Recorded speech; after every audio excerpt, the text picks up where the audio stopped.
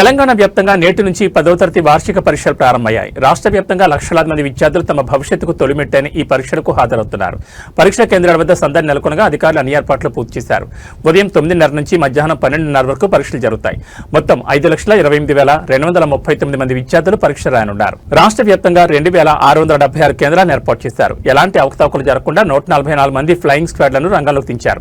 విద్యార్థులు పరీక్షా కేంద్రానికి అరగంట ముందే చేరుకోవాలి. అయితే ట్రాఫిక్ లేదా ఇతర ఇబ్బందుల దృష్ట్యా 5 నిమిషాల వరకు ఆలస్యమైన అనుమతిస్తామని అధికారులు వెల్లడించారు.